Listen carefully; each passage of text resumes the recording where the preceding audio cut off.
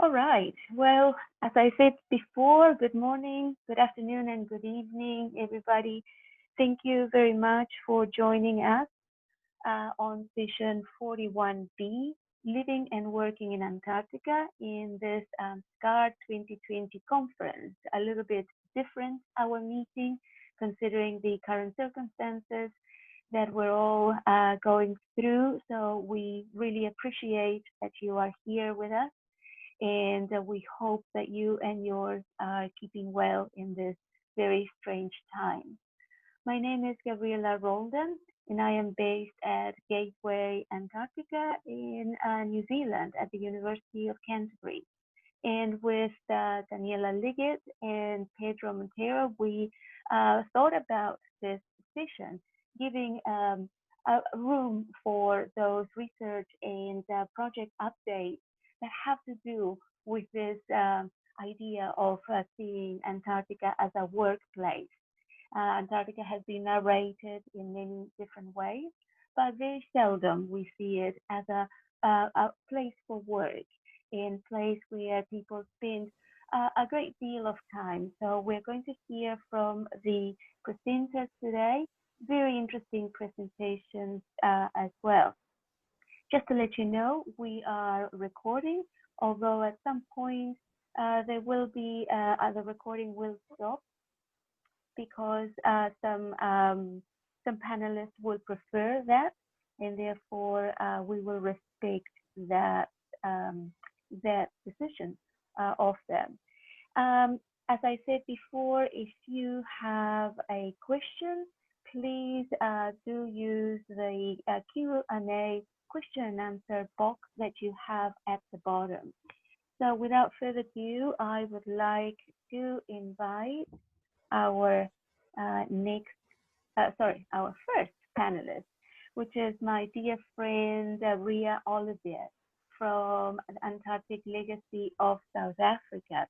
And she will be sharing with us Antarctica in Black, Expressions of Feelings of Antarctica Through Art. So Ria, I'll stop sharing and give you the reins of the session. Hi, thank you. Hi, everybody. Thanks, Gabriela, for giving us this opportunity. As you heard, I'm from the Antarctic Legacy of South Africa, part of the South African National Antarctic Program. It's a project funded by the Department of Science and Innovation. And that's about it. So I hope you enjoy the presentation, and I'll start sharing my screen.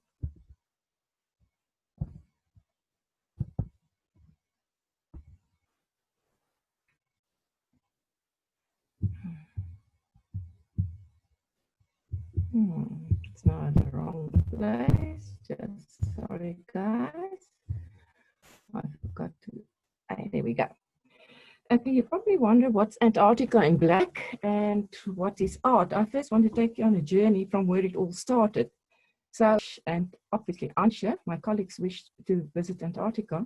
And so, as you can see there in brackets, Jess. And I'll soon explain to you how Jess came into this whole thing. It was long discussions with various transport companies and way to get down to Antarctica, and there was not really a way for us. So after a few meetings with Patrick of White Desert, it happens that he phoned us and say, can you leave? It was on a Monday, actually was the Tuesday, if I remember correctly. Can you leave this Saturday for Antarctica? And I said, no, not really. And then he asked again, okay, next Saturday. And I was thinking, okay, 14 days, we'll make it. So all permits, all health certificates, and you know, there's a lot of things to be done before you can get down to Antarctica. And we can only allow 30 kilograms of luggage. We're flying by a jet stream. So here we go. We got a presentation before we left from White Desert, and Patrick, as you see him there in this photo, make this possible for us. He partly or mostly sponsored this trip for us that we were very privileged to do. And as you can see, not by ordinary means, but by Gulfstream, I got to Antarctica.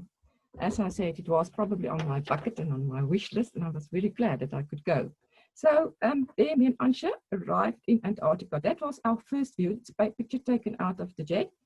Our first time we put our feet on Antarctica soil or ice. Then we were flying by plane from Wolfgang runway to Sunrise Station. And it was one of those awesome moments in my life that I had this fantastic feeling in seeing all these mountains. You read about it, you see, you think everything is just white.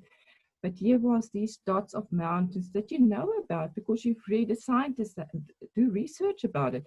But to experience it firsthand was totally another thing for me. And it was experience I will remember the rest of my life. So, and that was our first view also from the plane. It was a twin otter at that stage. We couldn't fly with a Gulfstream to Sanaa, obviously. I'll try and show you. So that, if you can see my cursor, that's where the runway is near Sanaa. And then we landed there and they got us to Sanaa Station. So that was our first view of Sanaa Station. And then we were welcome to Sanaa. And I really had to stop for this picture. Luckily, I have to stop for this candid kind of photo. And they welcomed us to Sanaa. So what happened after this? Mostly me and Ansha were there to take me specifically to digitize all the artifacts, like every photo, every like fridge magnet that was there, every flag, anything that can be of for preservation for later on, that can become an artifact in the end. So I was there dusting this because it was during refurbishment by the Department of Public Works. And Ansha was taking 360 footage. Now, I'm not sure if you watched this earlier session today or at 41A session. There she gave how she worked with it. She worked like long hours till 11 at night when it was quiet and take it. But also we were taking part of what's happening there. This is Marvin. It was his birthday and I must say I made a cake. And on the right bottom, you can see Ansha taking part in the party in our bar on Sanaa. So this all happened. So it was really that we were there only going for 4 days. But luckily or unluckily, I'm not sure how to say, we also experienced the whiteout and they couldn't fly in to come and get us because they was not doing that run at that stage. So in the end, we stayed for 2 weeks. That was brilliant. The only problem is we got like 2 sets of gloves, not enough lotion, not enough drinks, obviously, because that weigh a lot too much, not enough chockies and not enough things to entertain us all the time for that recording.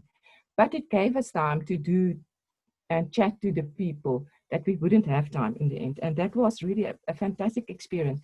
Sitting in with them on the Sunday morning church, Sunday evening actually, doing with them like South Africans do, is braai or barbecue, if you would know it, and have a lekker kuier. Nice if you want to translate it. So, so we experienced the living, relaxing and everything of it. And a lot of things happen in this is 2 out of 360 images. If you've missed this earlier session, that is the dining room of Sanaa 4. So it is very big because if it's only the team that's there, there's just 10 people, but like overwintering this year, the year that we were there was 95 people because it was the refurbishment of Sanaa. And you sit and chat and every breakfast, lunch or dinner, you sit with somebody else. And there was 2 tea times in the morning and in the afternoon, and you sit. I chat to everybody because we're after humanity, so we've got to know more about them. And while I was sitting there, I met up with Jess Verheul. And I asked her what she's doing because I can see she's drawing kind of something in a book. And I've realized, but isn't this an opportunity that I've got to grab hold of? And that's where it actually all started. So although we don't have all the luggage, the most important was our equipment, our cameras and our computers taken there because we've got to have that there. It's also that I realized when I was down there is that you can't just communicate with your family and friends. So the living conditions is fantastic. It's like more like a hotel. Everything is there that you need. But it's like a whiteout. You can't see your hand in front of your eyes. When you look out of the window, there's nothing. It's like the time that we were there, the sun was the whole time was there. So when did I get to sleep in summer? It's different situations, and I think it gave me a real insight in the people that's down there. Although I wasn't there for like 14 months in just 2 weeks, I've realized that I probably won't last 14 months because you can't just go out if you want to. You've got to sign out. You can't go out alone. You can't do this, you can't do that. And I realize why all these regulations are there, but all these people in these different conditions and extreme conditions, it's really a hard life to experience. So after that, what do people do to capture their memories? Normally, they take a camera and take photos. So here's sunlight, and it's a more beautiful, colorful photo. A lot of people take it. This was taken from a drone, actually, of the person that was there when we were there. So it's a beautiful photo. Very proud of our base. I think it's one of the modern bases. And as it's just refurbished, so it's a block A, B, C. You can go to our 360 footage on our webpage, on the SANAP webpage, and you can see, go through it. But if I put it into black, and this is not a sketch, this is a computer version that I've just done. And this is where we get Antarctica in black. So hopefully I will be able to show you a lot of the sketches. So I was sitting there, and Jessica Hill, who grew up in Johannesburg, also wanted to go into Antarctica and thought, how am I going to get there? And she was really asking people, I can volunteer, I can do this, and I can do that. You can read her bio there. And in the end, she's been a volunteer for SANSA. Now, SANSA is our space agency situated in Hermanus in the Western Cape. And she volunteered for them and got the time that they do the readings and all that. But, you know, she's still going to have time left. And that's what she did. She's got 100 hours in between work and chores. And looking at lacking a good camera, but having a desire to experience this incredible place, she used pen and paper. And when I was sitting there and paging through a book, I've just realized she really expressed her emotion into her sketches that she's done. She's even done little sketches like postcard size for the overwintering teams that were there for Christmas. And I think they will probably treasure this for life. So it was an experience, one that I dreamed about, one that I will never forget, one that I will remember for all my days. So then me and Jess started on a journey and tried to get this publication done. So I said to her, when you get back to South Africa, give me a call. She said, but the publication, no, this is not worth a book. I said, no, but you've got a book. So she's drawing it in a black book and on the paper and so on. And I said, but phone me when you get back. So they got back and we started the whole thing. No plans to publicize it. She written in front in the introduction is how I sort of convinced her to do it. And it's also the first art publication that is done by the Antarctic Legacy. We've got a few more books. So I've got a book in my hand and you probably won't be able to see a lot of it, but here is the book. And it consists of all these sketches of her. So hopefully you can see there. I'll show you now more on the computer, but I just want to show you the book is real. So there we go. The book, it consists of 49 sketches, 3 poems that she's written herself, depicting the scenes. The publication is really good. It's on Munkenpier paper. It's like artist paper.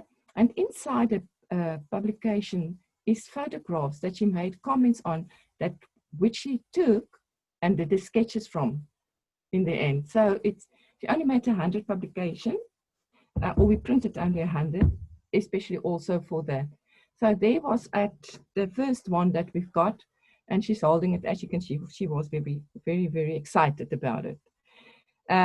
Unfortunately, with COVID, we couldn't do our launch in April this year. We're going to probably do a virtual launch a little bit later. We'll see, but not sure yet. So then I will show you now, taking you through a few pictures. On somewhere, you will have the colored version and her sketch. So it's not, I've asked actually an art dealer and I've asked a lecturer at university, what do you think? He said, the expression and the emotion that she put into these sketches is actually magnificent.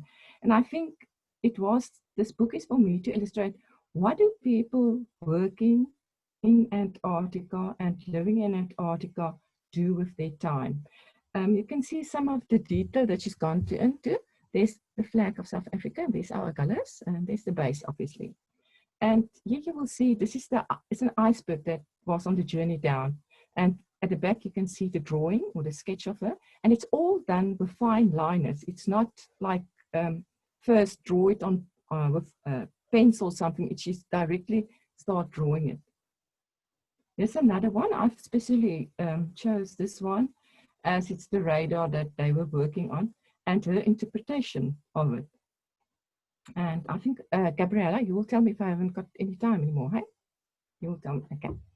And then, yes, this is my favorite one. It's just on the page, it's the 3 triangles that you can see, and the back is the photo of the ice and the different, I would say, textures and whatever that you see there.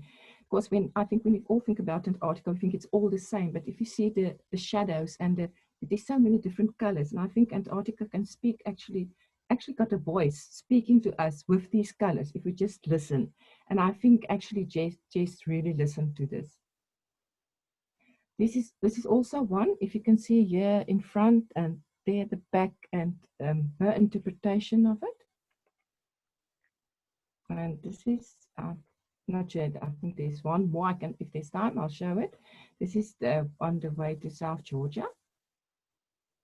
And this is also one, just the ice on the way to Antarctica, on the way from Antarctica. Depends which way you want to look at it. And I think if you can see the amount of time that she spent to create that specific emotion when she saw it and how she interpreted it, it's actually brilliant for me. So she said in the end, but why must I publish the book? They said, why are you doing these sketches? She said, oh, she wants to tell people about Antarctica. She wants to inspire other people about Antarctica and inspire young people and early career scientists and researchers to go out there. So this is her wish, is that keep dreaming. Of course, this was a dream that she had a long time. It's get out there, challenge yourself, do things you've always wished you've done. Fill in the gaps yourself, believe in yourself, your ability, try new things and persist to judge yourself. And I hope to shine a light and to show you what's going on there. I think that every day is a gift was to her important. If you just see below is the website Just Jigs, or you can contact me if you want a book. And then I just want to say a huge thank you to Jess for going on this journey with me in capturing her experience through her sketches and creating awareness for the white continent. I think this is another way that we can tell people, and it's another discipline that we turn also into. Of course, the first sketch made that we are aware of was done by Sanai One, and that is available on the archive by Theo van Wyk. And that's it. Well, thank you very much, Ria, and thank you for keeping on time. We have 1 minute for questions. If anyone would like to ask a question about this fascinating book that Ria is presenting, in this whole idea of expressing our emotions when we are in Antarctica, it's quite an interesting perception of you that has not been really explored beyond those that are authors, published authors that do sort of literary publication. So this is a fantastic idea, and I really appreciate personally you introducing this book to all of us.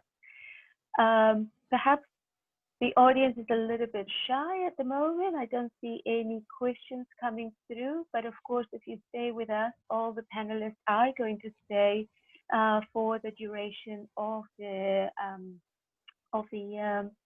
session. So please do have your questions ready there. And without further ado, we should start with the next panelist. So I'm going to ask Ellen to get ready. But before that, I would like to ask the audience if you are taking pictures or putting any information on social media. Ellen has very kindly asked not to be recorded. Because I'm on 2 screens, it's not showing the correct one. I'll just stop share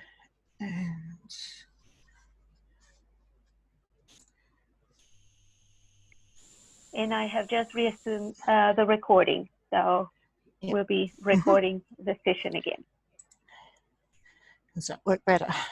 Yes, it does. Perfect. Thank you. Okay. Excuse me. So, as you said, my name's Vicky Heinrich, and I'm a psychology PhD student at the University of Tasmania in Hobart, Australia. Today I'm going to talk a little bit about my PhD project and some of the early findings, focusing particularly on what weather and environmental information and advice people living and working in Antarctica and the subantarctic pass on to new expeditioners or new colleagues. Is that going to work?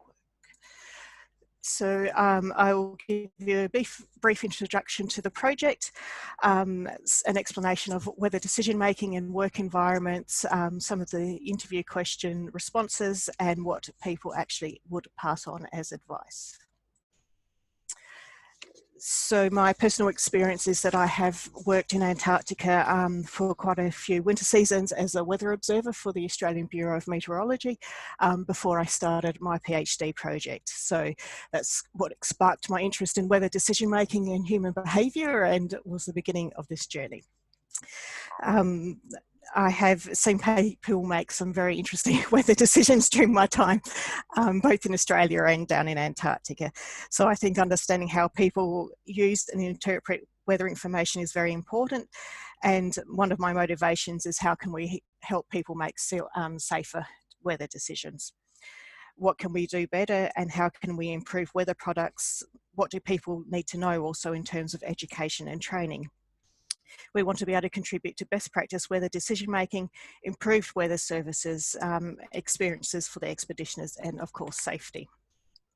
There is very little information in the literature on weather decision making, although there is a growing area around disaster risk reduction and resilience.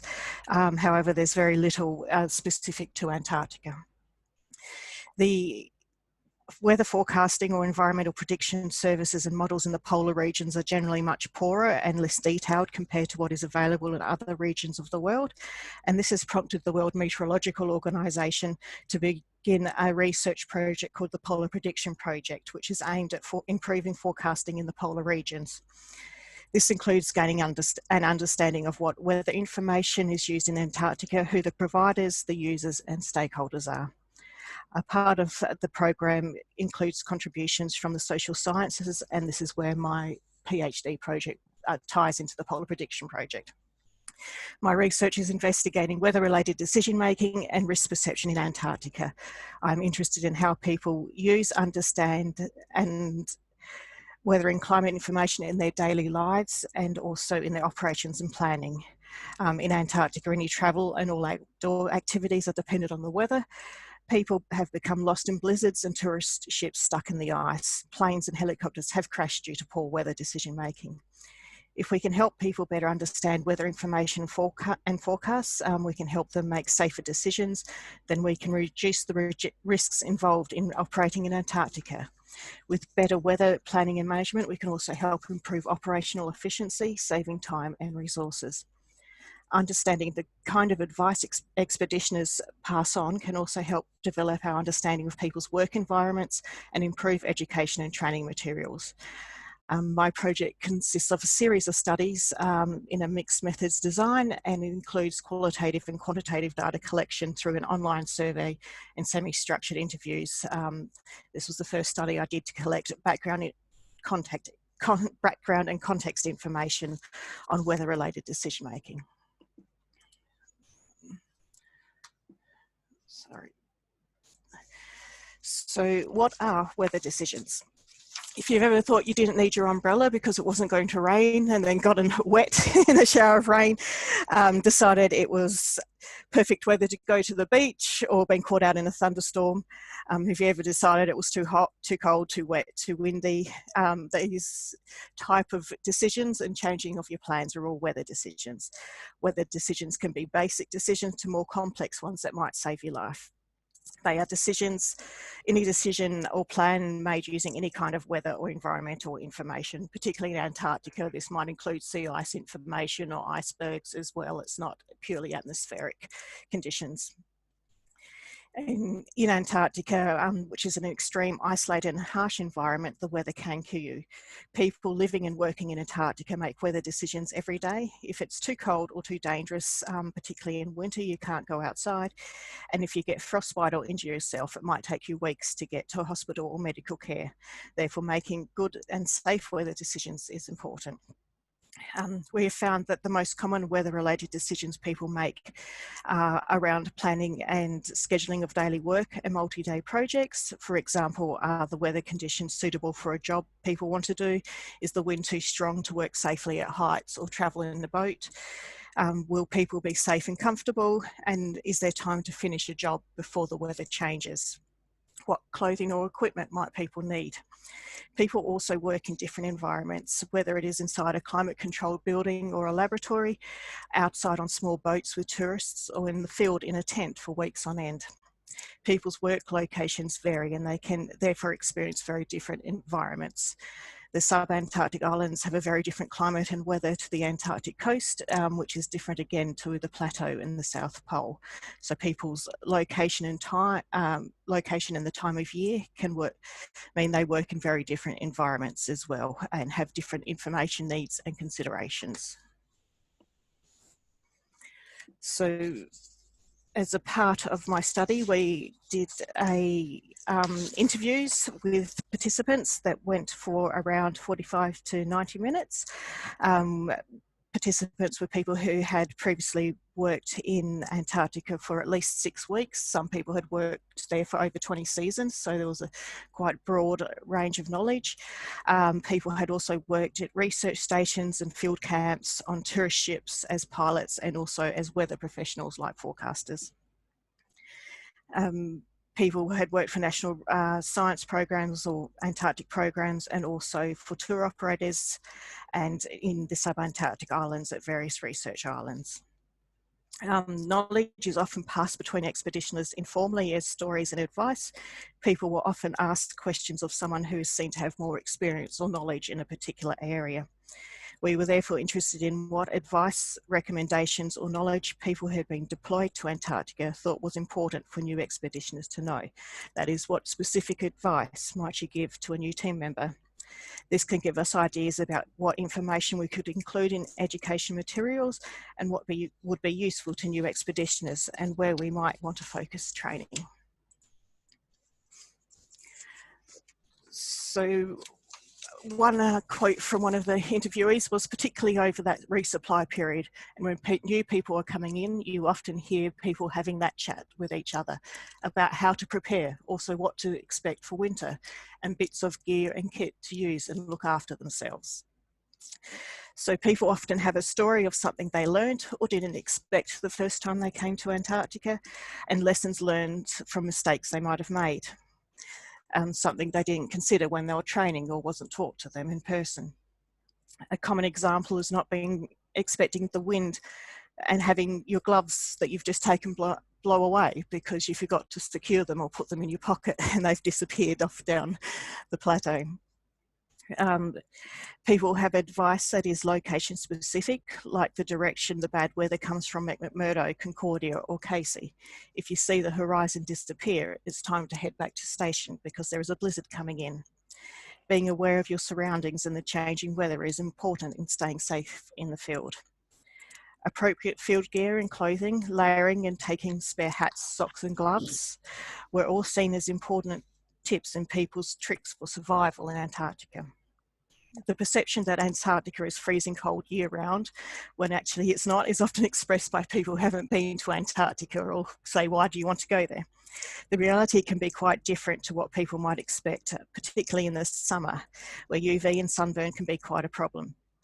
You should always have your sunglasses and goggles and be careful of sweating too much because you can quickly become cold and moving once you aren't moving. Also, gear and equipment needs can be very person specific. Different people will feel hotter or colder and the gear also fits differently, particularly for females. Learning to work in bulky gloves is hard but often necessary to prevent frostbite. The advice people can give also depends on your job and where they are working, and what there can also be environmental concerns and wildlife that needs to be protected. There is a strong ethic of looking out for each other, keeping team members safe and comfortable.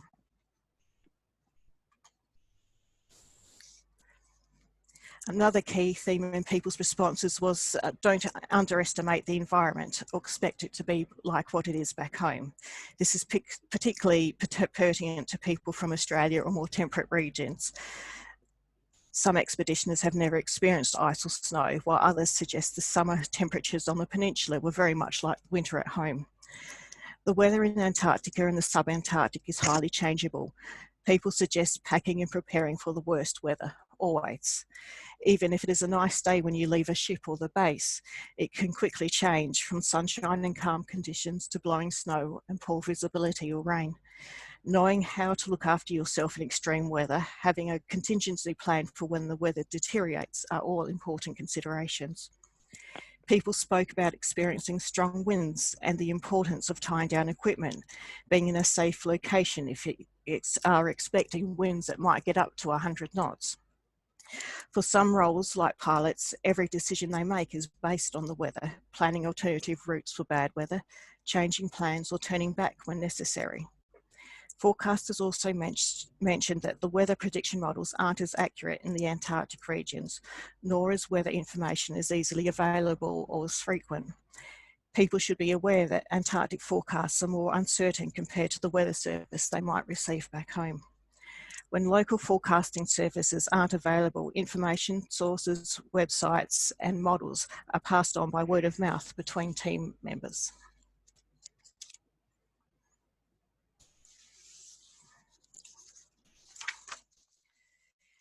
Talking to other expeditioners and those who are more experienced in operating in Antarctica can be vital for new expeditioners as a part of their training, either formally or informally. Chats at the bar, for example. Experiencing bad weather, strong winds or blizzards is important in gaining personal understanding of the weather and environment in Antarctica. Advice is often based on people's personal experiences and local knowledge and is an important part of learning to work safely in Antarctica. Thank you. Brilliant. Thank you very much, Vicky. And again, we encourage you to ask your questions on the Q&A box. I find it fascinating, and it just brought me back to when I was young, and I come from Ushuaia, the very south of Argentina, and the weather forecast, being an island, it was essentially the sort of the running joke of the day, because of course the weather doesn't keep for long. But the older folks will always say, if bad weather, you look to the west, and if it looked bad, then just brace yourself for a big storm, and essentially the westerly winds would, prevail and dictate what you do or you cannot do. So I found myself sort of back into my very young years and receiving all that sort of information. So fascinating. Any questions for Vicky, please?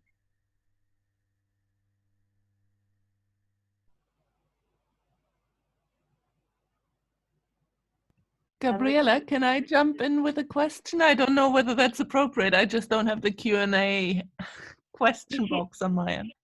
Yes, you can, of course, absolutely. And if someone cannot find the Q&A, please send a message on the chat box or put your hand up. You have a raised hand, and we can give you the microphone. So yes, Daniela, please go ahead. Thanks, Gabriella, and thanks, Vicky, for that great talk. I'm just wondering whether, since your experience as a forecaster with BOM and your seasons in the Antarctic, have your perspectives changed in terms of how you see weather and what kind of weather you consider appropriate for certain tasks after talking to people and seeing how they interpret those forecasts? Thank you. Most definitely, people have kind of, whether their standard operating procedures can quite often constrain what they're allowed to do, but if they don't have the kind of rules and regulations, they'll have very personal decisions about what they feel comfortable doing. And I also talk to people about what is bad weather in Antarctica versus bad weather at home, and even that can be different because of the environment and no trees and things like that. So strong winds in Antarctica, you won't necessarily have tree branches falling on you. So and definitely through my experience, even how much you weigh can influence what kind of wind you can walk around in Antarctica, because it's kind of body weight ratio to knots. You'll know when you start to get blown over, and quite often part of the field training for people on Macquarie Island, for example, was taking the new rangers out into the field and letting them experience those stronger winds, so they became comfortable and knew they'd survive, but also knew what the personal limits for those people were. If that answers your question, Daniela. Great, thank you. It does. I wonder, Vicky, I've got a question for you, and of course I know what PhD project is like. You've got so many of these rabbit holes to get through and get back to the central, right? Central theme. But are you also collecting information from the people that live in sort of the periphery of Antarctica that will be affected by Antarctic weather in a way? I haven't so much thought about that, but it's a good idea. I have thought about being able to, I want to do some kind of cognitive psychology, so the decision-making experiments.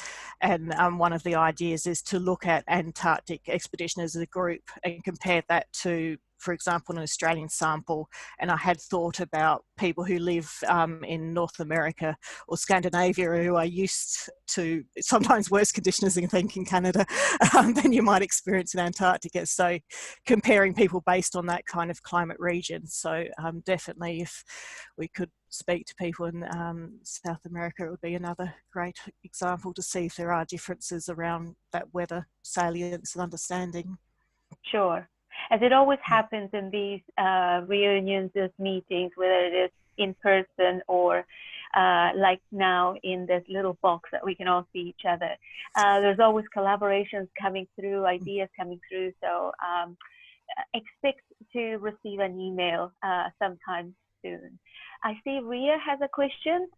Go ahead, please.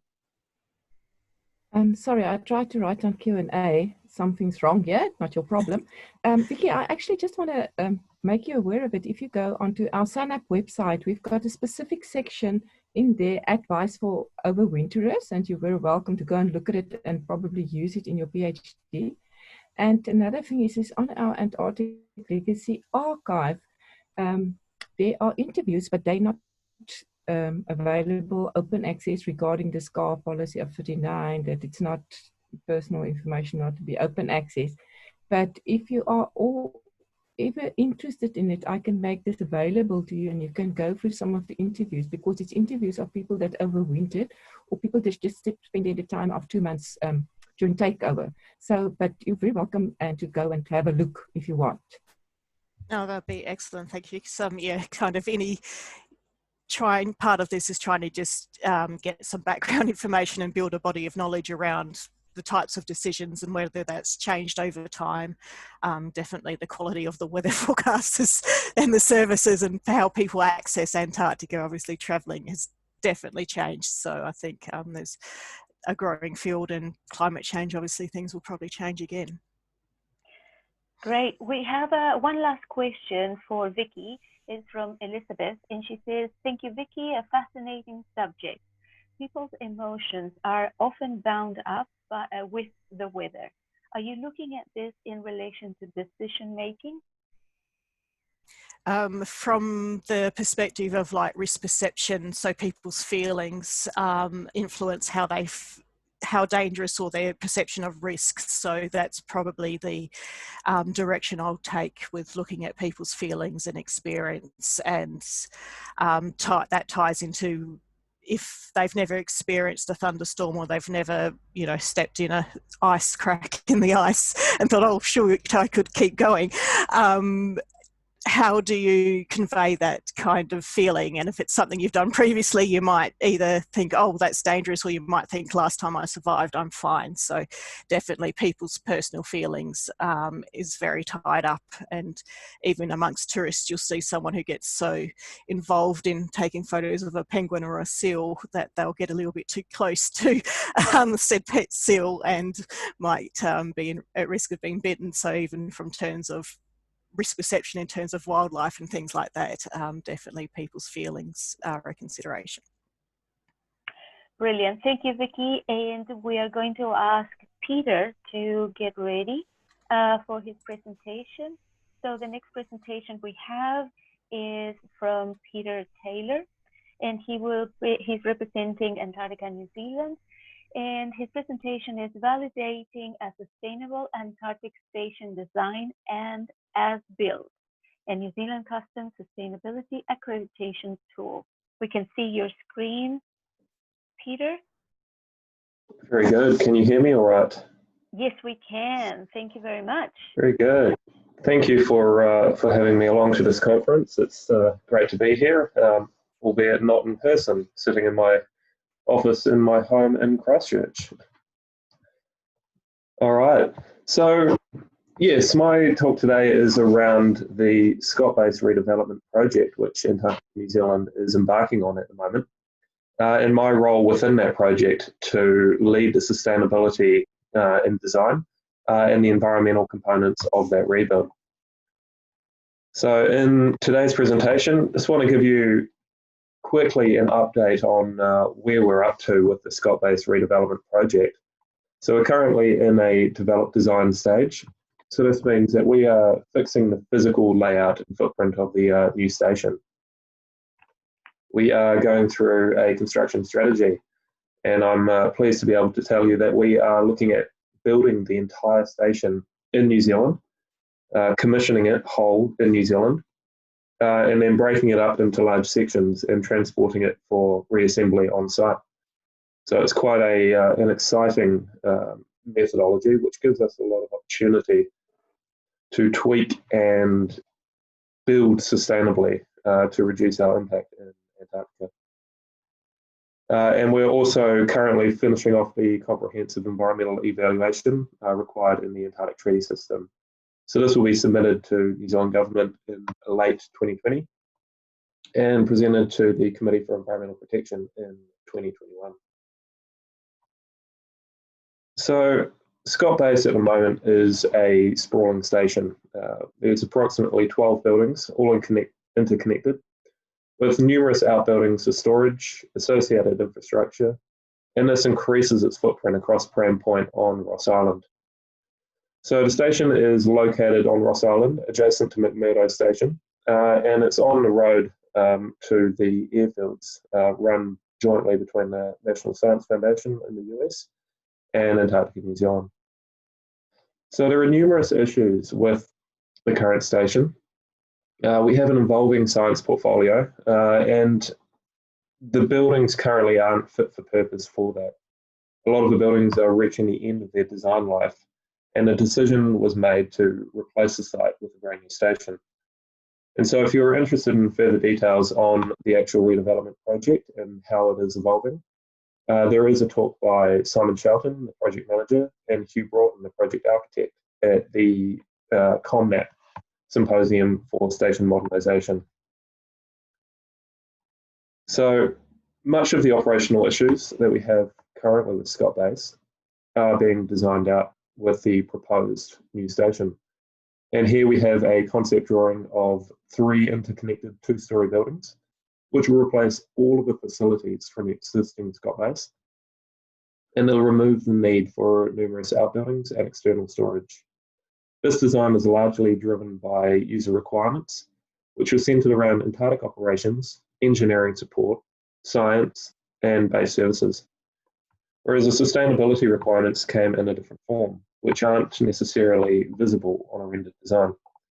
And I'd just like to note this is an early concept, so the actual station being designed looks slightly different and significantly smaller.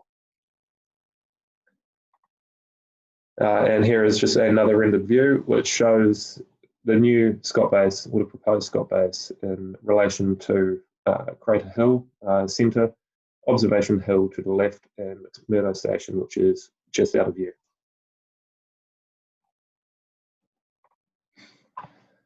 So for the sustainability aspect of the rebuild, we have a number of strategic objectives, and two of those strategic objectives is to protect the Antarctic environment and to provide an environment that keeps people safe and healthy.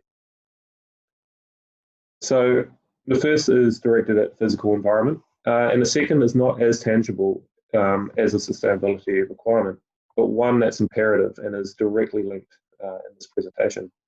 So these can be further broken down into some of the specifics for the project, which were determined by Antarctica New Zealand to give effect to these strategic objectives. And they all build towards the final requirement listed to achieve an independent accreditation of sustainable design. So what is sustainable design in this context? It's more than just the natural environment. So sustainable design attempts to reduce environmental impacts during the production of building components, the construction process, as well as the whole life cycle of the building. But sustainable design is more than just the physical environment. Sustainability covers social sustainability, the health and well-being of occupants, material and product responsibility and transparency. And sustainability can be subjective. There are multiple standards and multiple facets of sustainability, all of which are intricately woven. So with that in mind, how then do we design and then subjectively certify a station to be sustainable? As a project team, we aspire to deliver an environmentally friendly and sustainable station. But how do we demonstrate this? Through a sustainable design accreditation scheme. So there are multiple sustainable design schemes around the world, many of which are administered by the World Green Building Council. So some examples are BREEAM, which is Building Research Establishment's Environmental Assessment Method. And this was used for accrediting one of the new buildings at Rothera Station through the British Antarctic Survey. There are numerous other accreditation schemes, and one we ultimately went with, which is administered by the World Green Building Council, was the New Zealand Green Building Council's GreenStar. So GreenStar New Zealand is New Zealand's only comprehensive green building rating scheme. They are a member of the World Green Building Council, and they drive and reward practices that reduce contribution to climate change, enhance the health and well-being of inhabitants, ensure high performance of the buildings, and contribute to market transformation, which we'll get to later on. So all the accreditation schemes aren't very well suited to the Antarctic built environment. They understandably are catered for cities and greenfield developments.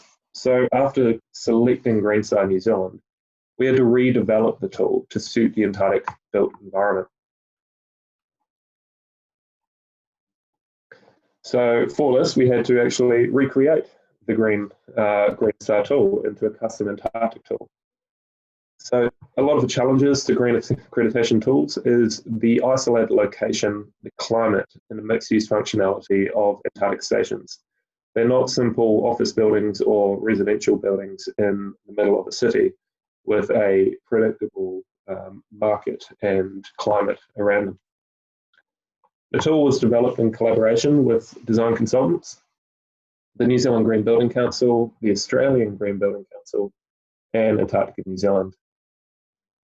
And some of the major changes to the tool to suit Antarctic operations include re-emphasising environmental quality to occupant health and well-being, excluding transport, having an emphasis on operational policy development for ongoing operations of the station, and having an emphasis on environmental protection, which is based through the environmental protocol to the Antarctic Treaty System. So what's involved with the tool?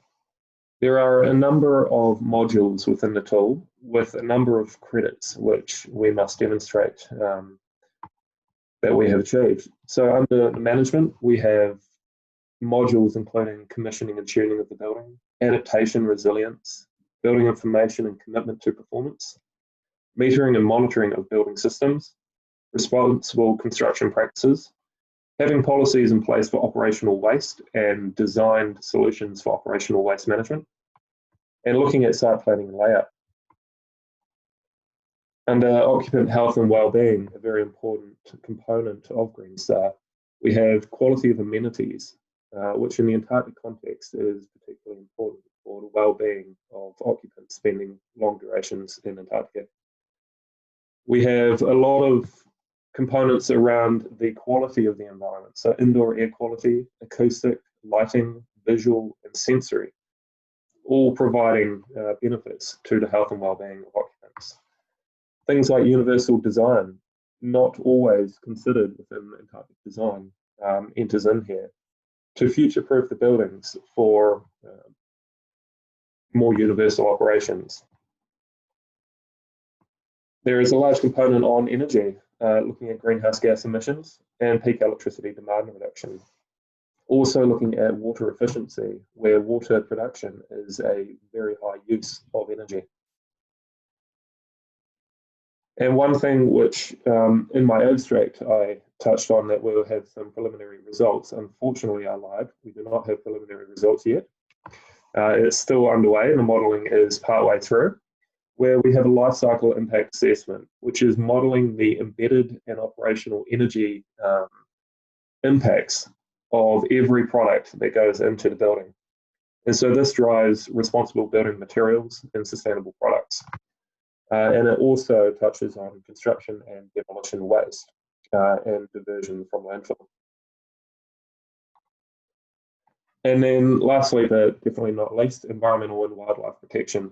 So environmental protection in line with the Antarctic Treaty System. We have biosecurity policy and procedure requirements.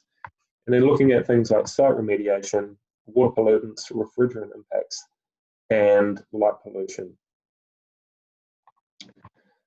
So with all of these components of GreenStar in mind, how does this actually change what we do with the building? So GreenStar for us has been a driver for design decisions. So putting things like occupant well-being at the forefront of design decisions, where they were requirements in the design, now we have a standard objectively to compare to. Looking at water efficiency as a baseline, which GreenStar can drive towards. The commissioning and performance monitoring of the building, where using this tool requires us to take into account the next 20 years for the future operation of the building and make decisions which drive an operationally efficient building. Energy and greenhouse gas emissions. Now we have a modelled response to reduce embodied and operational emissions. And through driving the sustainable design, we now also have an independent validation of sustainable practices and outcomes.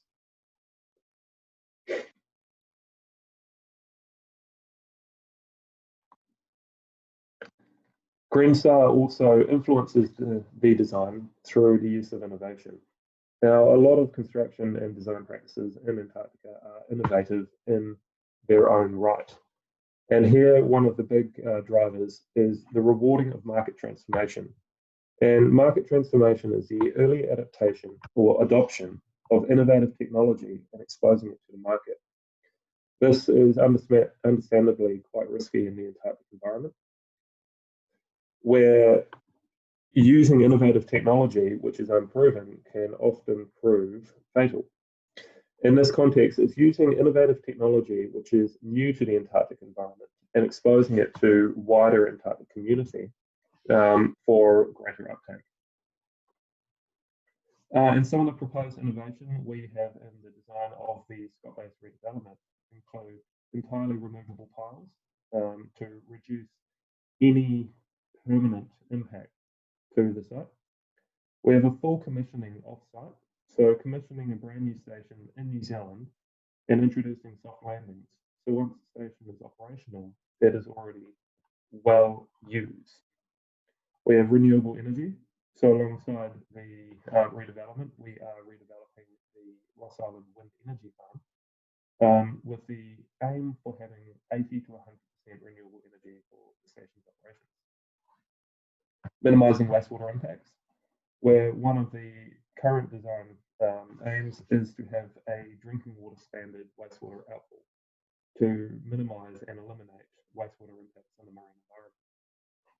Integrated BIM, which is a building information model for design efficiencies, which allows us to effectively and efficiently coordinate design amongst all of the different disciplines. And Tiaranga design, which for New Zealand is particularly important, which is taking the cultural aspect and the cultural narrative of where we are from and why we work in Antarctica, and including this in the design of the new station.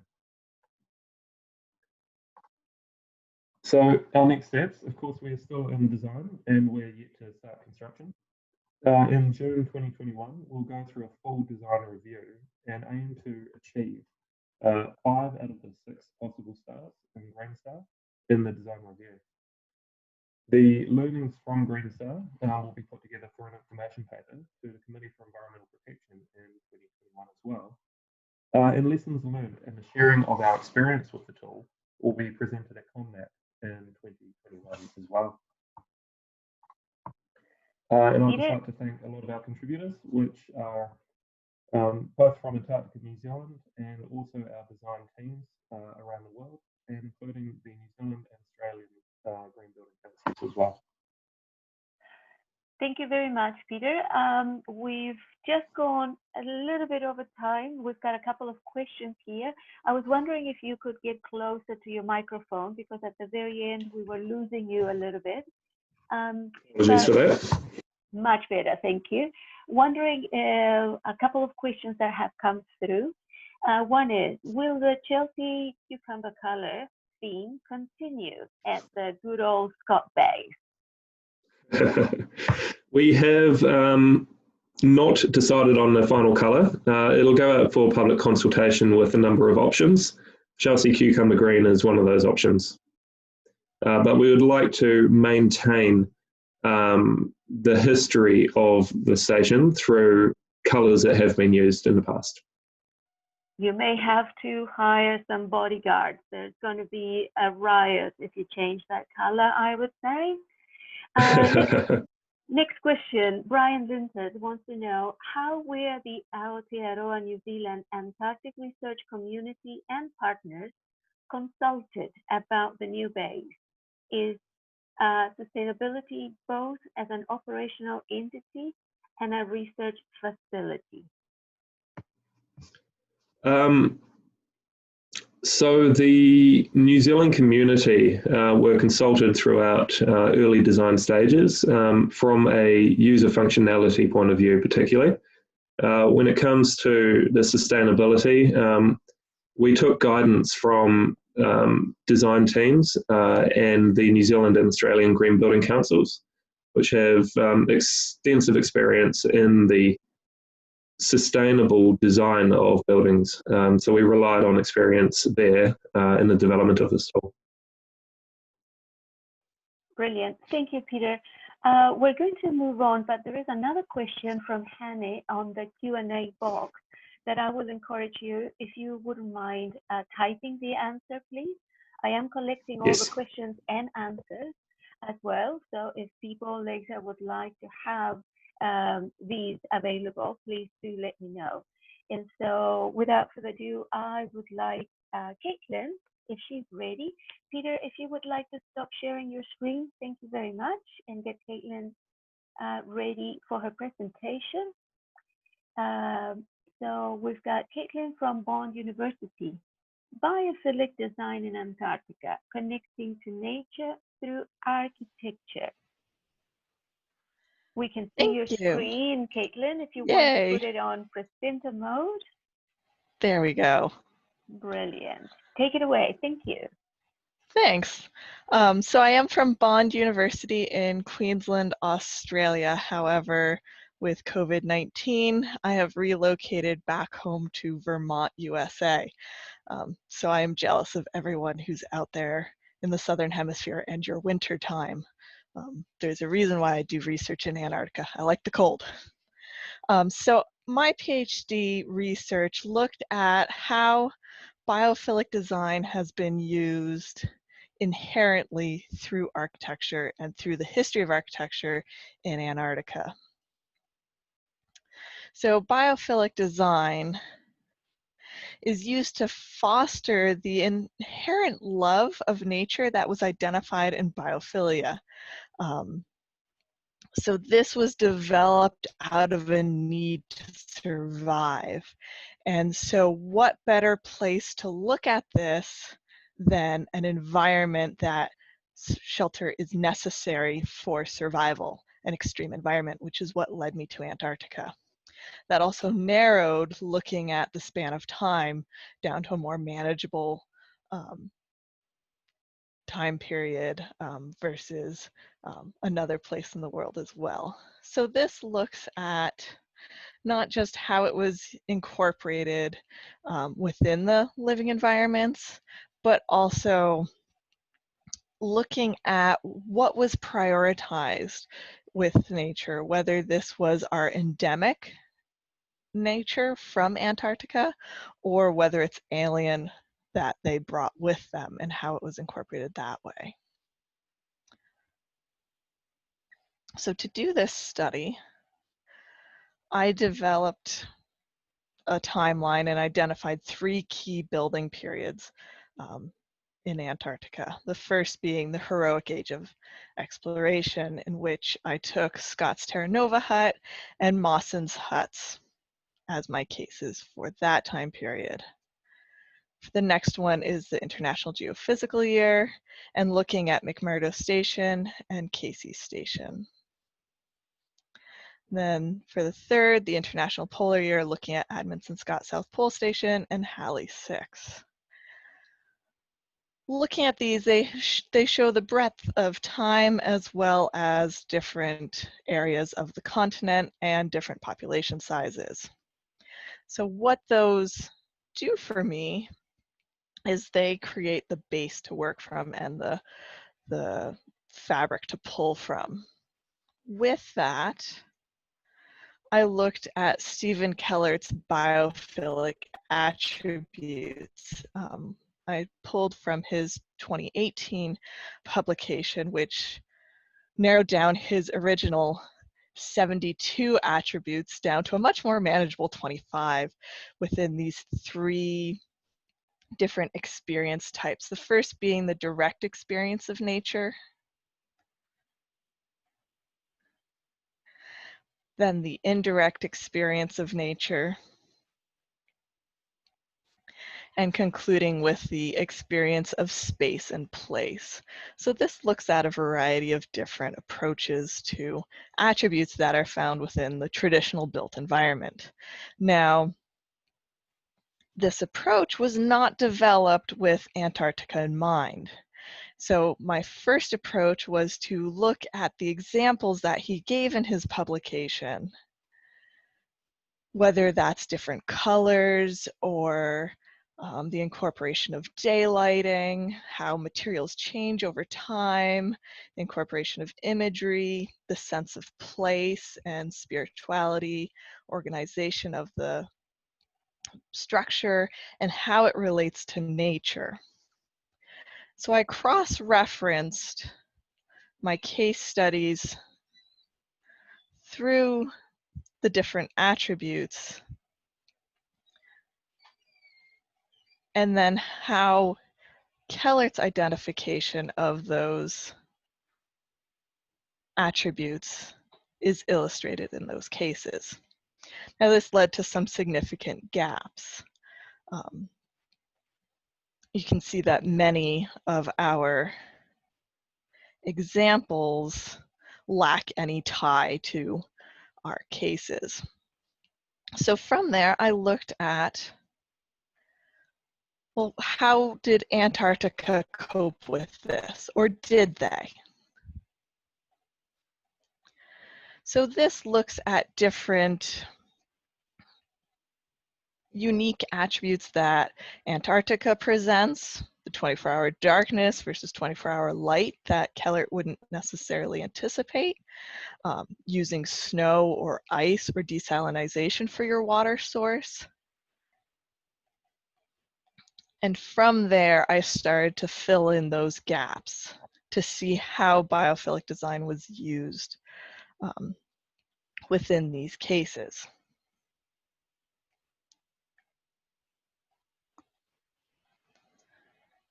So from there, I found various patterns that emerged within these cases over time. Specifically, the Madrid Protocol became a significant pattern where a lot of aspects of the source culture, the alien culture of the inhabitants, was then not able to be incorporated in later cases because of the Madrid Protocol protecting the environment. Another aspect was the practicality. These structures are built purely out of a practical need, a need for survival and shelter, especially the heroic age. So it's not fancy, there's no luxuries that are found, but this gradually shifted over time where now we start to see more of a prioritization of mental well-being as well as physical well-being. But we still have a practical sense to that. We're not going to have marble flooring. It's going to be durable, or it'll wear well. But we can also see that a lot of the aspects or the attributes of biophilic design being incorporated within those practical aspects. We as people assume that spaces should have windows. Windows inherently bring in natural daylighting whether it's there or not. Therefore, it ticks a box on the biophilic checklist. So looking at that and looking at how that works together. And then also, a lot more of the attributes were incorporated through individual customization of their own space.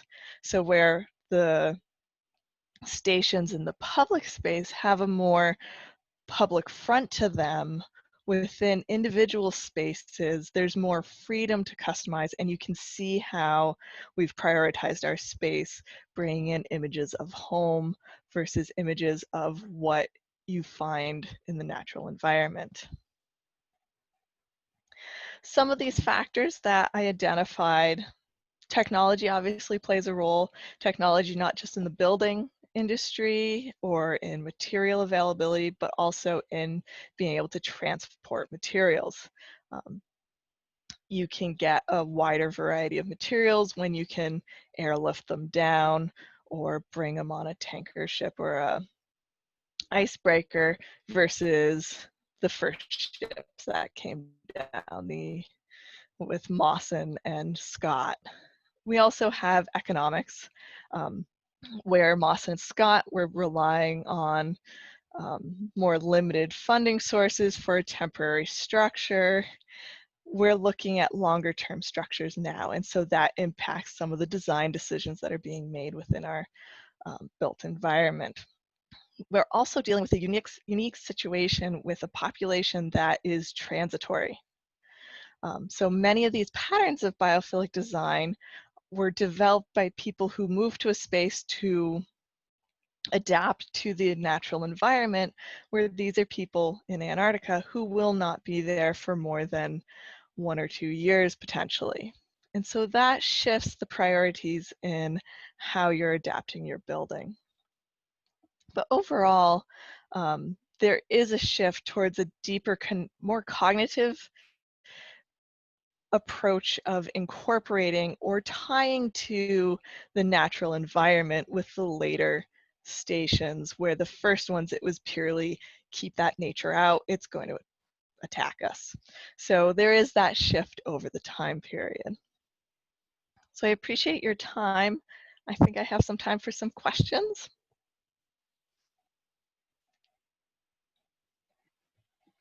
That is correct. Thank you, Caitlin. And yes, we do have time for questions. So please, if you have any questions for Caitlin, you can type them on the Q&A or the chat box because we are looking at those.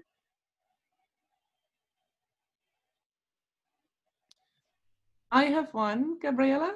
Go ahead, please. Thank you, Caitlin. Very interesting. And I do wonder whether you've got any contemporary recommendations for bases that are currently being refurbished or rebuilt. I mean, we've already heard from Peter about Scott Base, and we know that McMurdo is being redesigned. And same goes for a number of other stations that are getting older. What would be your main recommendation based on your research? Oh, that's really hard to narrow it down. I do have a list of recommendations at the end of my thesis. I think trying to make spaces that still tie the occupants to the outside is very important. From everything I've read, is that when you pull people away from being aware of their surroundings, even if they're alien and foreign surroundings, it really creates a disconnect. And I think about like the stations that historically became buried in snow, and so you had no windows, you had no sense of where you were. It's very important for the occupants to have that connection, to be able to experience the outdoors, and have that tie and appreciation for what it means to live in Antarctica.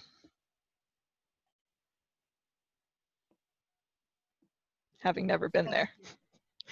Thank you. No, that was excellent on so many different levels as well. Thank you. Thank you. Any other question for Caitlin, please? I'm looking at the panelists as well. If you have any questions. I have a question, and I wonder how much does we, as Daniela said, we've heard from Peter and all the considerations that are taking into account into putting this sort of environmentally and sustainable design, including the social aspects of things. How much does the culture of the people that will inhabit that space is considered when sort of designing these buildings?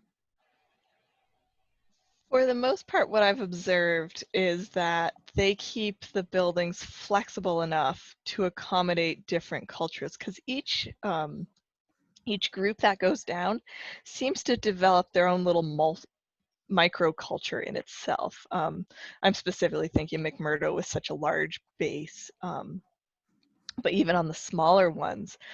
So to try to create a building that facilitates that would be very difficult if you got a culture that eventually evolved that went against that.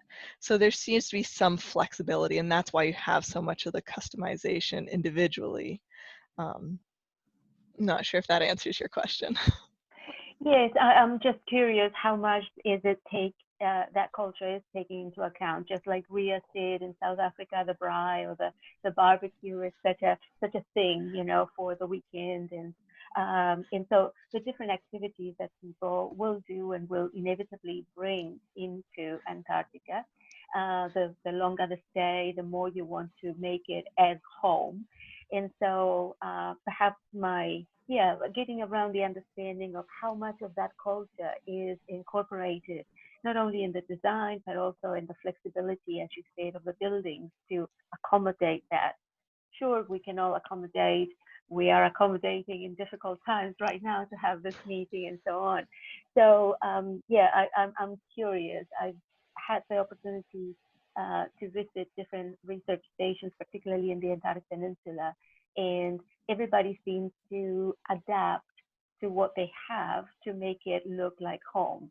And I wonder if the new buildings are turning that around and thinking more about, you know, those that will inhabit that the place, rather than keeping the environment, like you said, away. from it.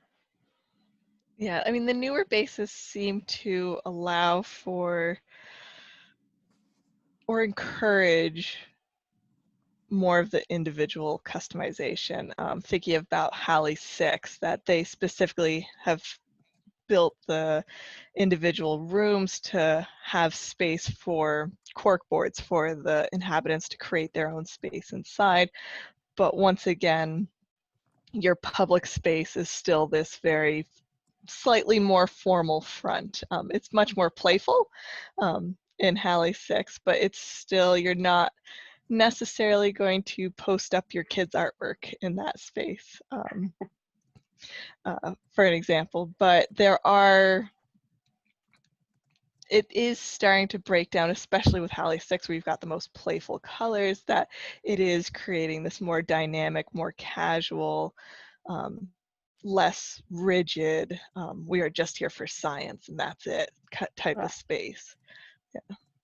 Right. Yeah, and I wonder how much that influences, and perhaps this is also a little bit of a heads up for Peter, how much that influences the stations that have been built, the modern stations that have been built now, how much that influences the future stations, because a similar situation happens in the Brazilian station. I believe it's still the more modern of all stations, the most recently built in the peninsula.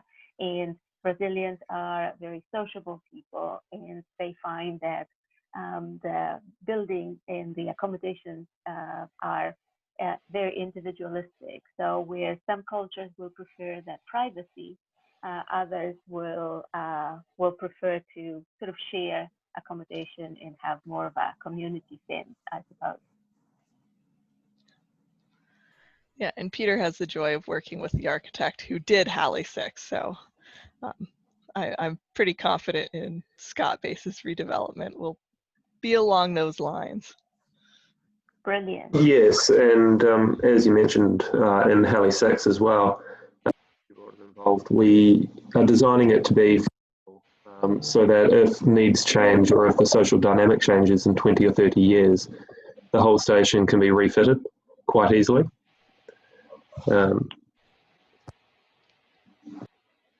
Great. Oh, all right. I don't see any further questions coming through the Q&A box nor the chat box. So, Caitlin, thank you very much for your presentation. And thank you, guys. Even though we're just a few minutes ahead of time, I would like to invite Emmanuel to share her screen with us. Emmanuel is in Paris at the moment. We can see your screen, so if you want to start from the beginning, yes. That is great. And I will unmute you so you are. Oops.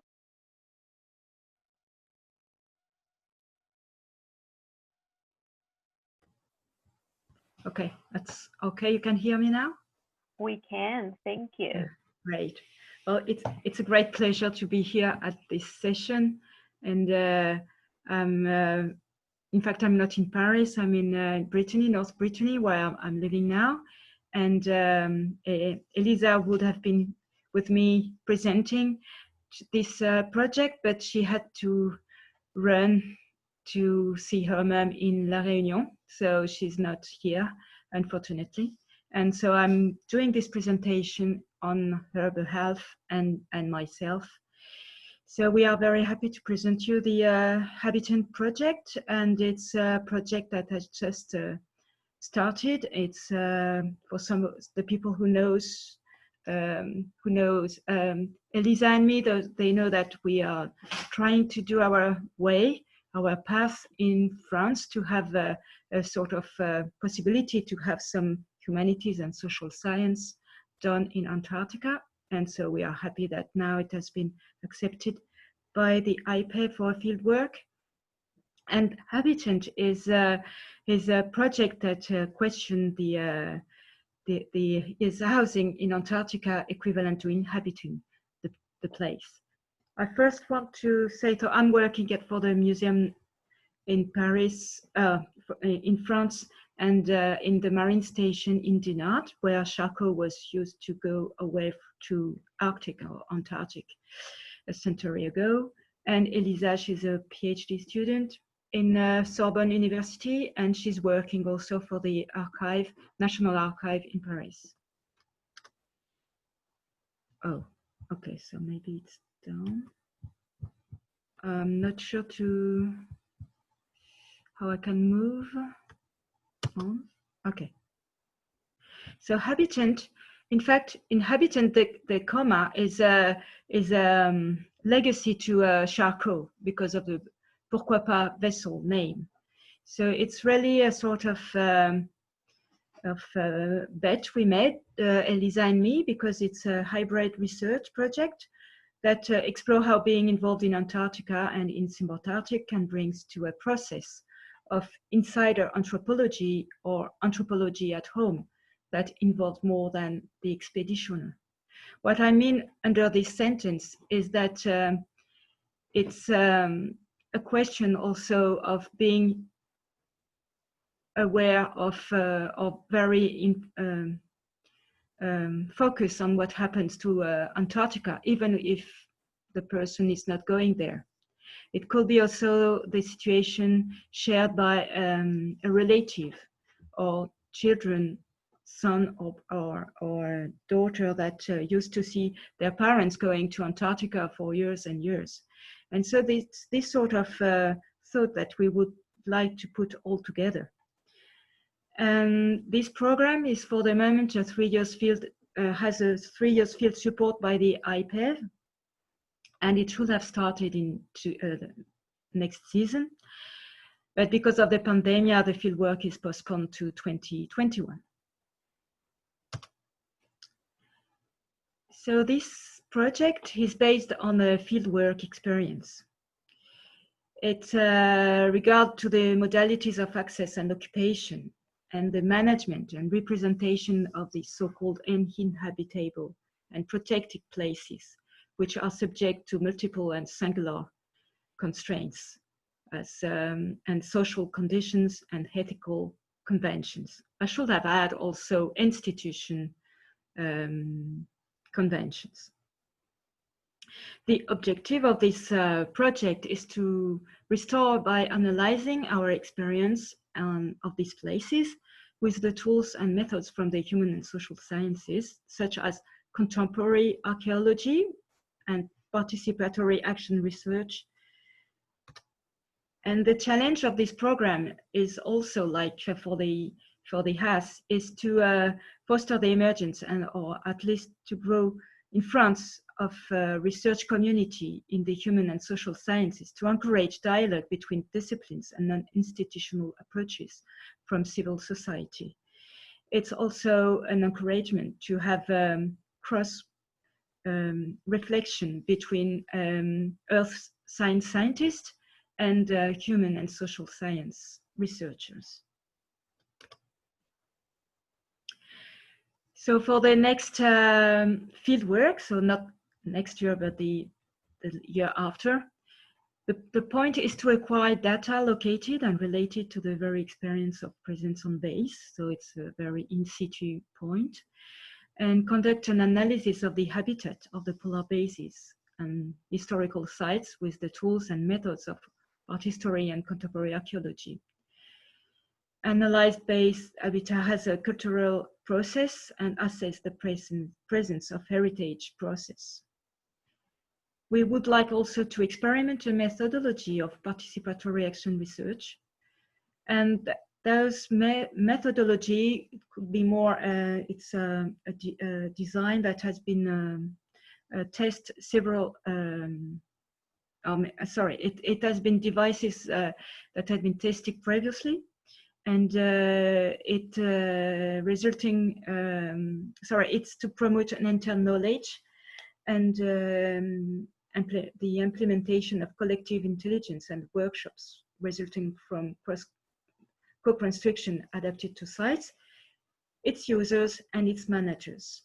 Those devices have been tested already here in Brittany and other places with researchers of different population and different people. And we would like to conduct this device on basis and on board during the our coming south. So the project is really based on field experience from my own experience as a earth scientist, science and climate scientist. I spent more than 2 decades research in Antarctica and in the Southern Ocean. My main focus was on dense water formation, the ecosystem on the Adelie land, on the shelf of the Adelie land, and the Antarctic climate. Really, very recently, I had the opportunity to spend a month in Concordia, which is really a very important experience as individuals. And I would like to analyze this with the new way of well, not the new way, but a new interest I have in more anthropology research. On the point of view of Elisa, she's using art history and archaeology methodology, and she spent 4 months during summer field season in Kerguelen Island in it was the 2013 and 2014 season. The focus on this historical heritage mission, the outcome of this mission was a divergence of heritage. The question raised is, does everyone's history coincide with everyone's history? There is a disparity, documentary and testimonial sources, and rarity work in humanity and social science in this field of study that been noticed. Now with the HASEC group and the HAS coming, this rarity is it's few. Sorry, it's no more rare, but in France it's still very, very rare. And issue of coexistence, what dialogue? So the coexistence of heterogeneous social professional environments. There is a coexistence of the development of community life and the inclusion of missions in heritage time. The coexistence of the exercise of sovereignty, environmental protection, and deployment of research, and also uninhabitable and the habitable. This work has been made under the umbrella of the TAF, which is the Terre Australe et Antarctique Française.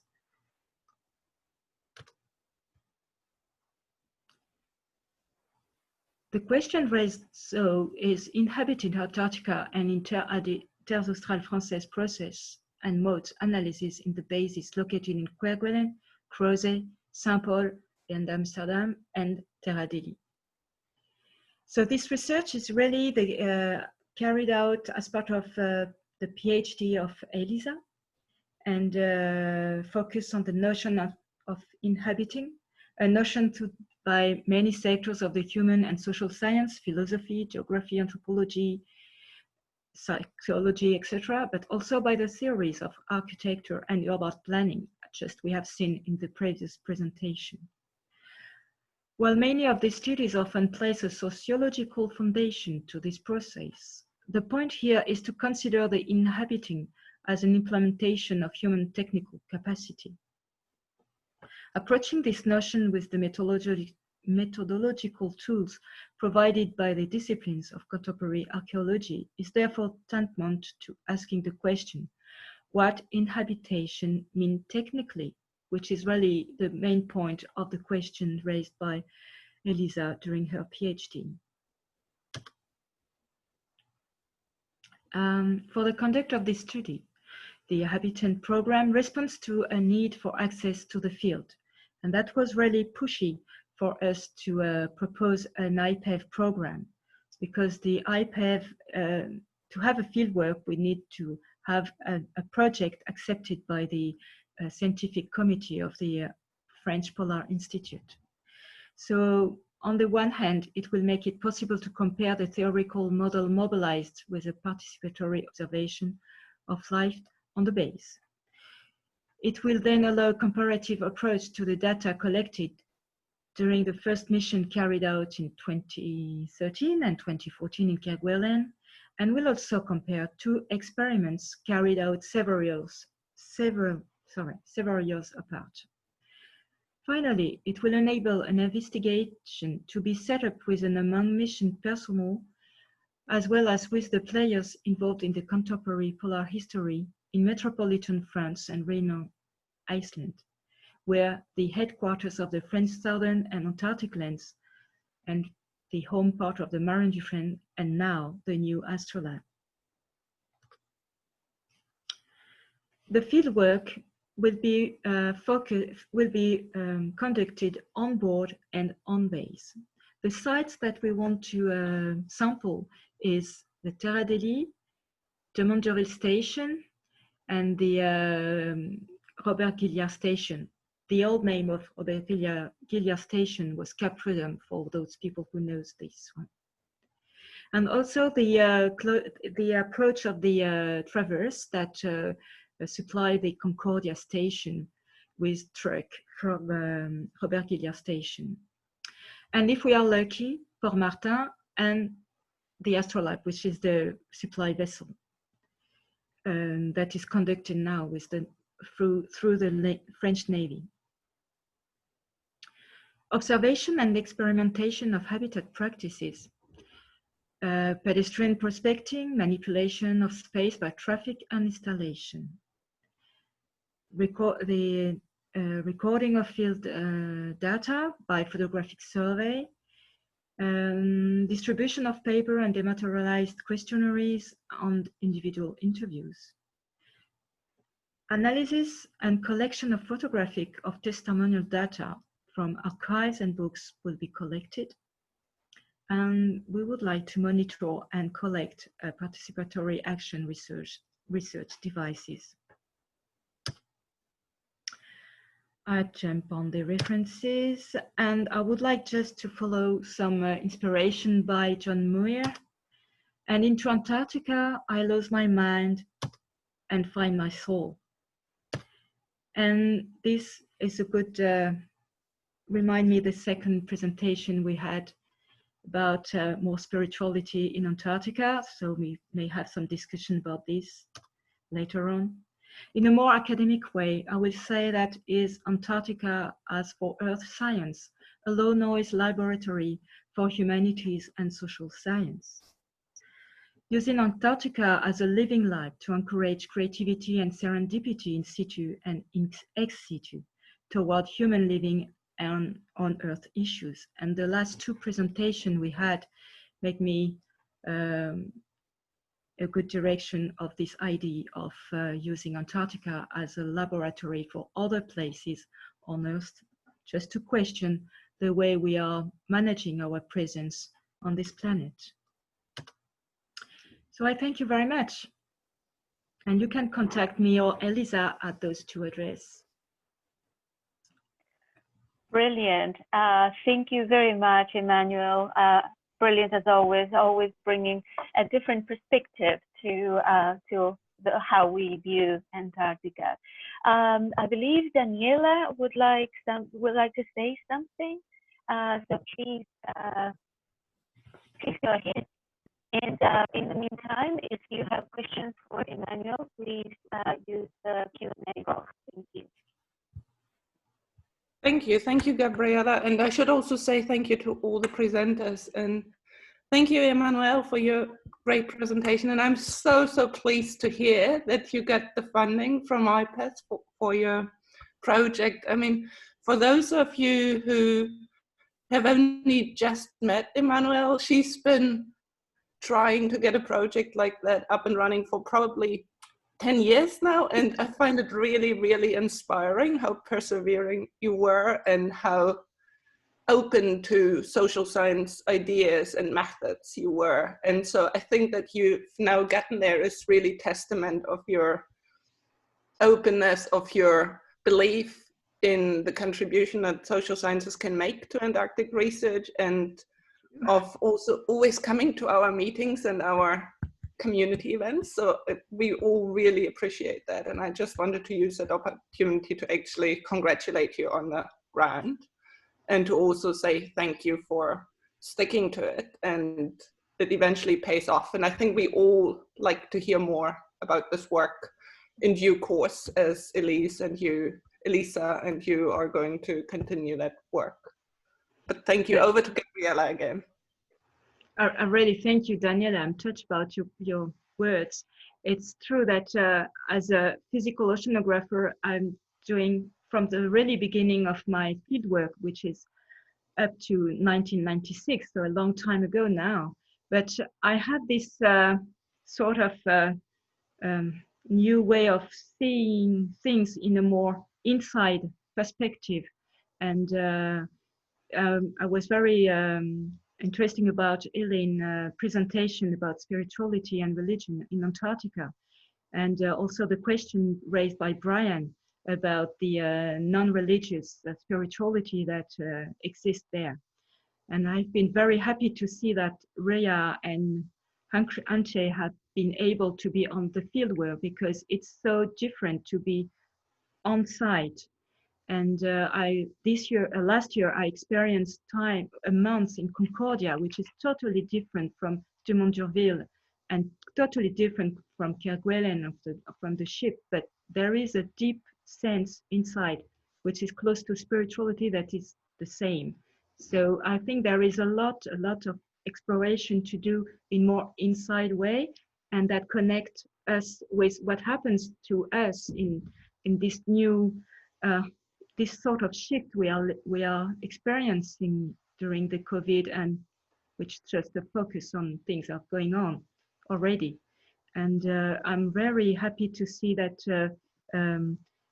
there is a shift also in the building, as Peter and Kathleen present us.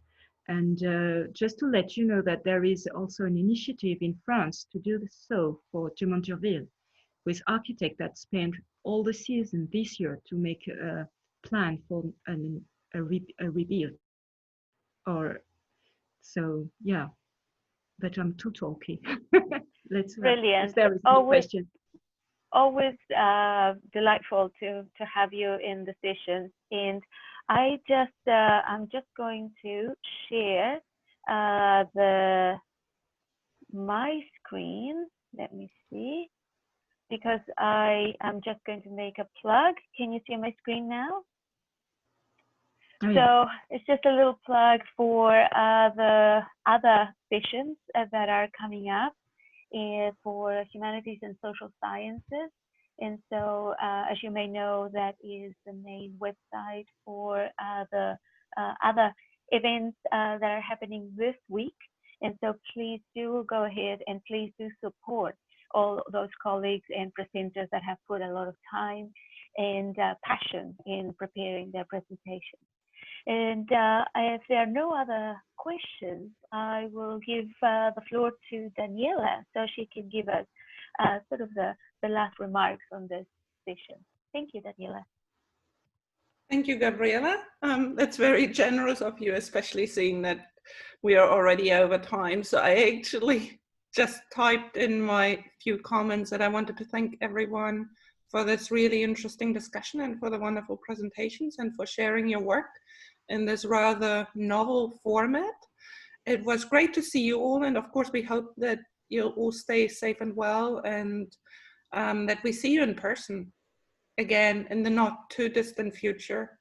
And in the meantime, we really hope to see you at the business meeting on Thursday, and you see it there on Gabriela's screens that there are 2 times, one in the morning and one in the one more conducive for European and American participants, and one probably more for the eastern side of the globe.